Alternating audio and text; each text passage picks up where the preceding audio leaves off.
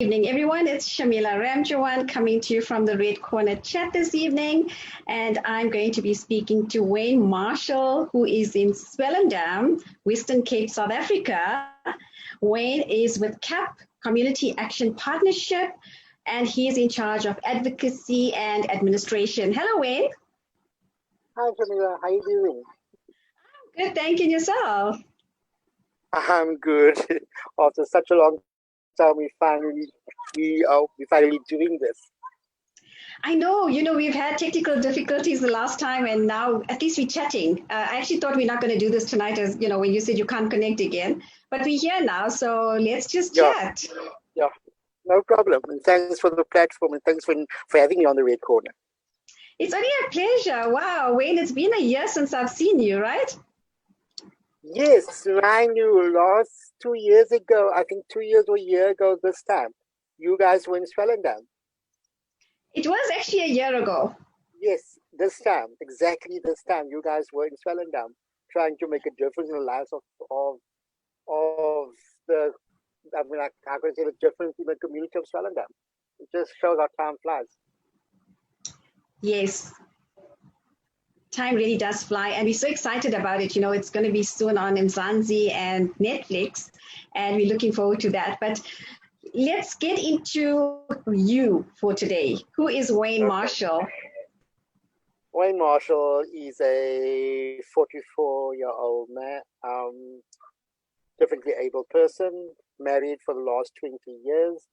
I have two beautiful kids, a son, Mikhail, which is 20, sorry, and my daughter, Caitlin, which is 18 years of age. I had the absolute pleasure of meeting your family, Wayne, in Swellendam.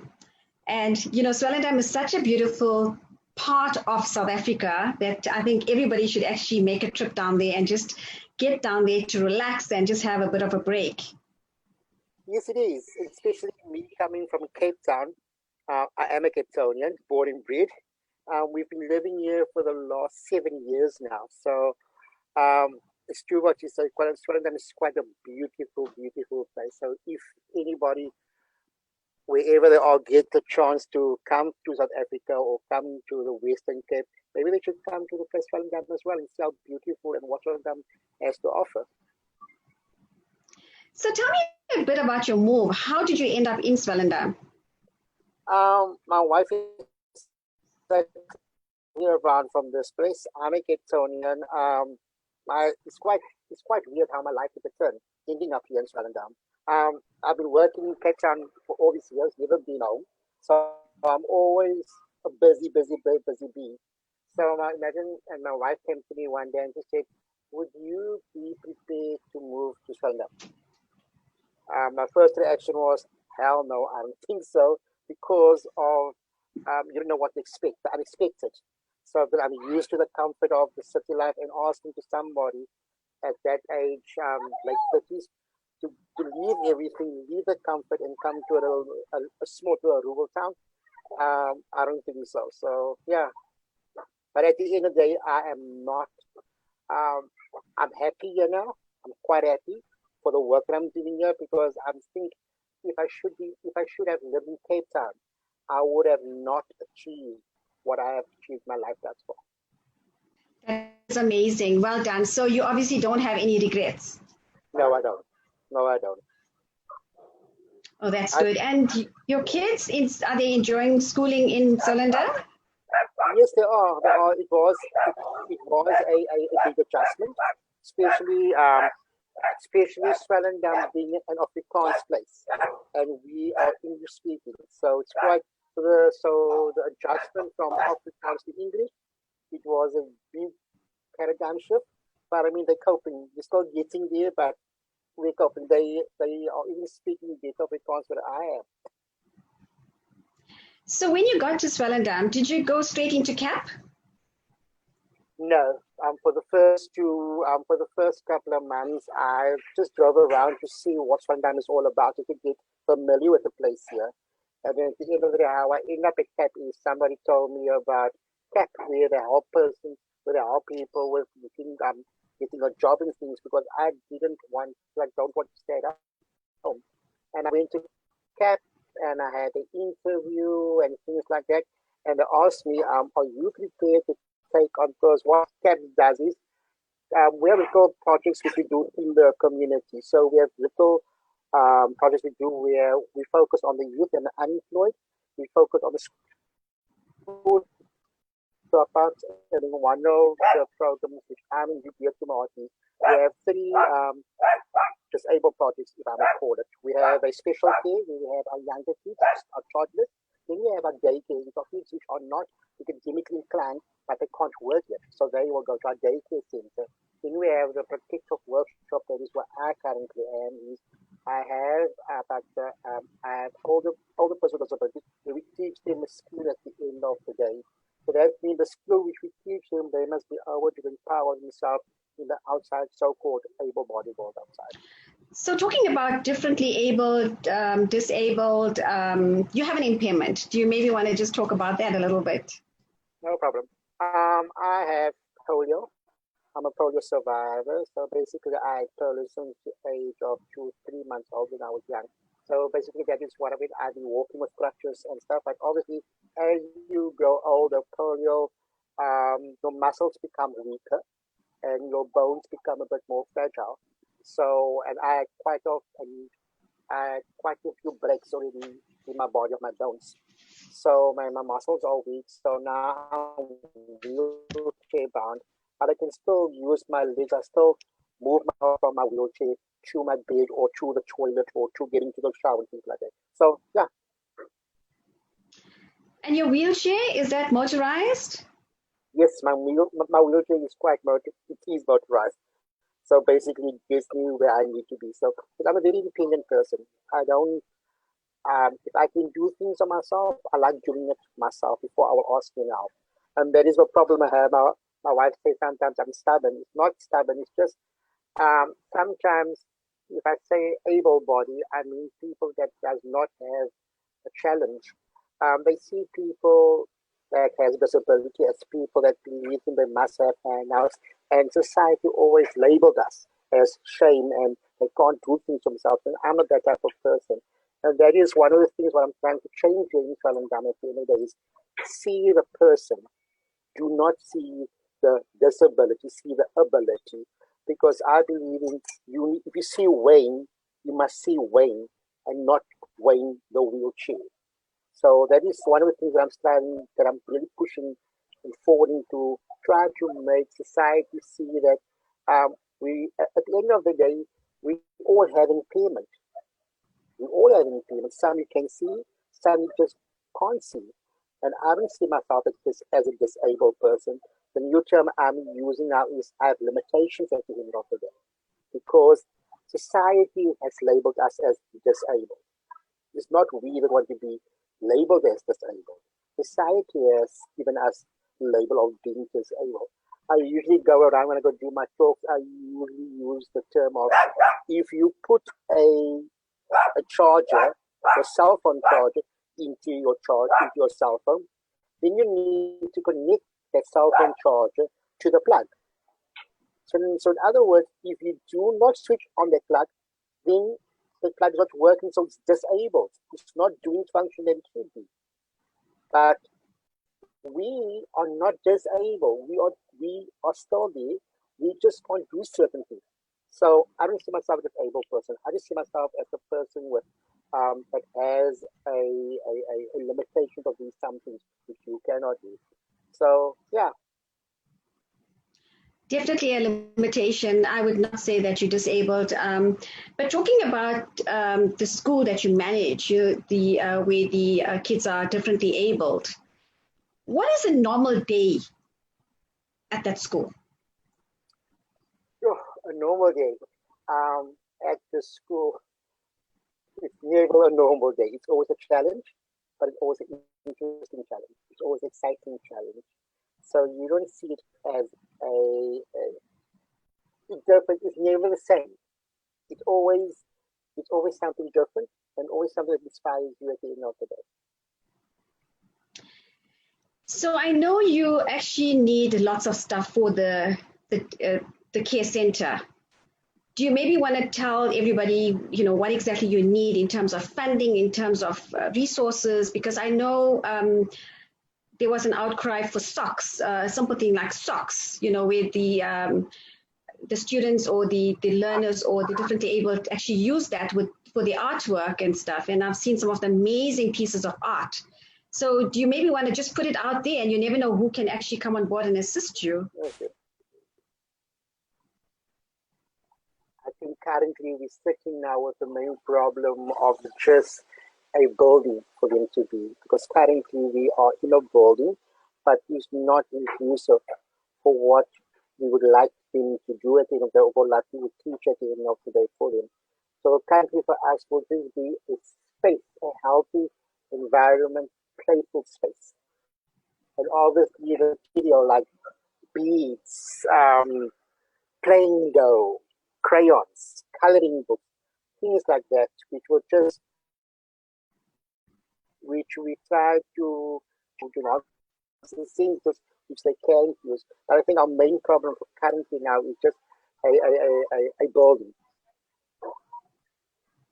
Okay, so do you have lots of sponsors that come on board to assist? I think obviously now with the epidemic that we're currently going through or that we've been through, I think that plays a big role. So I think we understand the limitations are there for something. So yeah, but we do with what we have.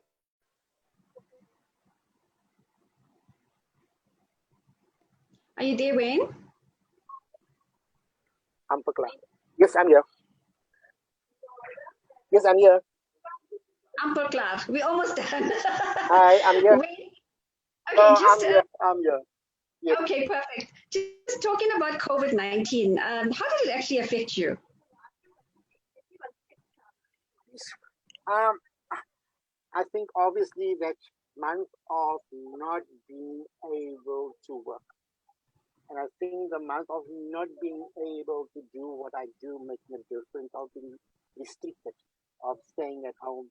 And I know what the cry out there that there is people that needed help, and I can't reach them the way I want to, because many of them don't have access to what I have, mobile phones or laptops, just to touch base with it. So those are the people so those were the effects. So those are the things that affected me. It's not going to them and ask how can I help and things like that. So what did you do during that time, during lockdown? During lockdown, of those ones, we obviously try to work remotely from home. But obviously, the work that I do, I need to go to some people to reach them because they don't have access to electronics or cell phones or cell phone type like that. So that was quite hard. But the ones that I could reach, I touched basically on a daily basis via WhatsApp or Facebook or Messenger, ask them how you doing, things like that, and just see how they do. Because one of the things that CAP did also was we still assisting with food parcels, of handing out food parcels in the community here in Relton and beyond Relton as well. How did the learners actually manage during lockdown, with being at home? Well, I think that's difficult because even now, centers are not allowed to open. The centers are still closed. So I think it was hard then and it's still hard now because we can't open up the center for them to come in and do what we would like them to do at the end of the day. Wow, that must be just a whole lot of challenges on its own. Yes, it is. And those are kids because remember, you get them to a certain point and suddenly we know there's going to be a relapse and we start all over again with some of them. So due to this COVID-19, so yeah. Wayne, besides the differently able school, what else do you do? Because I know you do quite a lot in Railton. I do, besides that, I do activism where I push for the rights of persons with disabilities in Swellendam. I try to make them part of the community, just to let some people know that we are here, and we are here to stay. And I go do motivational talking as well, here in the area as well. And how did the family cope during the lockdown period with everybody being at home and being in each other's faces? How was that? I think that was good against up and his head is down. So, I mean, I think that was a good time to spend quality family time because especially the work I go a lot to meetings and stuff. So I come home late at night sometimes. So spending quality time with them, that I think um, lockdown made up for that. I can hear your dog is going crazy there. Is he missing you? No, that's fine. No, that's fine now. I know a lot of people said that this lockdown period was more like a sabbatical where they had to just, do nothing and just relax and pray and just keep sane. So what did you do in terms of keeping sane and just keeping mentally fit? I think I use this lockdown as to reevaluate myself. Reevaluate myself, weighing the person. Reevaluate, weighing what further would you like to achieve. There's so much more that I want to achieve. And I think there's certain things which I started looking deep soul searching. So spiritually, I think spiritually, I did lots of that where I did deep soul searching. Oh, that's wonderful. Wayne, what is your advice to people out there in terms of being differently abled or having an impairment or just not being comfortable in space? Like you said, there's stigmas attached and people ridicule you, etc. So what would be your best advice to them? Because there's a lot of people out there that actually don't go to schools or they just, some of them can't even do that. So, they're just at home in a wheelchair within those four walls. What would you say to them? Okay. Firstly, I would say for the person who is differently able, stop doubting yourself. Start thinking positively. Start telling yourself that you can do and you can achieve. If you put your mind to it, you can do all these things because it happened to me. Look where I am. I've achieved so much and I want to achieve much more and I can. I'm going to. So people just watch this space. And for the people that labels people who are different, that is differently able, all we just want to be part of the society. We are humans. We have feelings. We go through emotions just like anybody else do. So do not feel sorry for us. We don't want you. We don't want to pity us. We don't want you to give us that. Just start giving us opportunities and make us part of the community and of the broader society out there. I love that. I love that you're giving you opportunities because I've been to the school. I've seen what the kids are capable of, and I know that some of them are just brilliant. So they have to be given opportunities to showcase what they can do. Yes, yeah. And yeah, that's all. Just give person with disabilities a chance to show them, to show you what they can do, and you'll be surprised and amazed what we can do because we learn from you. If I say you, I mean the able body, and I'm sure you can learn from us as well. For sure, there's so much one can learn. Wayne Marshall, what else can you add to this chat? Is there anything that you want to mention? I think all I want to say is obviously as people know that as from the 3rd of next month it's Disability Awareness Month, and I'm sure lots of people don't even know that we have International Day for Persons with Disabilities. You'll be surprised how many people don't even know about that. So International Day for Persons with Disabilities is on the 3rd of December, and what we do is we have a fundraising event throughout South Africa, which is called Casual Day. So basically what happens is people can buy the Casual Day stickers, which is at 20 rand. They can just find out at where they can buy it. Currently in Swellendam, CAP is it's being run by a CAP now. So it's printed in a sticker, and that the funds that are raised goes for projects for persons with disabilities. So all I can say is, come on, people, let's just support them, because that little that you or we putting will make a difference in the life of one, maybe one of or so many persons with disabilities. So I would ask you to support Casual Day. Absolutely. So just talking about Thrivers TV, you know, we came to Swellendam last year, exactly a year ago. We shot the reality series, which is going to be aired soon. Just in a nutshell, what was your take on that?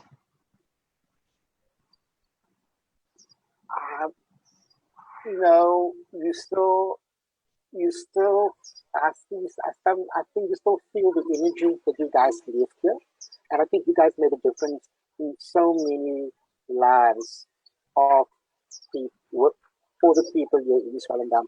What I'm going to do is the painting on the wall, it's still there. So every time when I just drove past it, and I could hear the kids and people saying, "Those people, soul circus, they did," and the one child was saying, "Ik het saam gepaint, ik het hy gepaint," and just people go to it will still reflecting and see what joy it is. So what I'll do is I'll start something, maybe take picture, maybe send it to you and you can put it up on your Facebook, and so people can just see what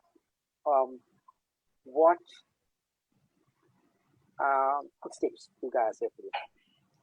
Well, go to that wall when the next time you go there, and if you're taking pictures, just go to the spot where you see Dream Big. I painted that. Yeah. Okay, so I think I'll take a picture and say, Shamila painted this. Yes, for sure.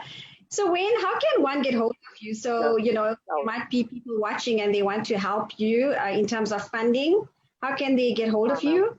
I have a Facebook page, which is obviously Wayne Clinton Marshall. I'm on Messenger. My email address is wayne@cap. Sorry, you've gone very soft, Wayne. We can barely hear you. Okay. Can you hear me now? Yes, that's better. Yes. Can you hear me now? Okay. I'm on Facebook, and my work email address is wayne@capnpc.co.za. My Twitter account as well. Awesome. Wayne, thank you so much for coming on board and chatting to me. And finally, we got to chat after all that. You know, I mean, this was what, the second or third try, and we did it. Yeah. Thank you so much, Shamila, for giving me the platform just to chat to you and maybe check. I can't hear you again, Wayne. And I hope. Thank you so much for giving this platform, and thank you so much for allowing me to chat to you and allowing for me to speak to whoever watched this, and just hope that what I said will make a difference out there. For sure. You will definitely touch lives with whatever you said today, and take care, all the best. And I look forward to seeing you, because we are going to make our way down there at some point. Cool. I can't wait to see you guys.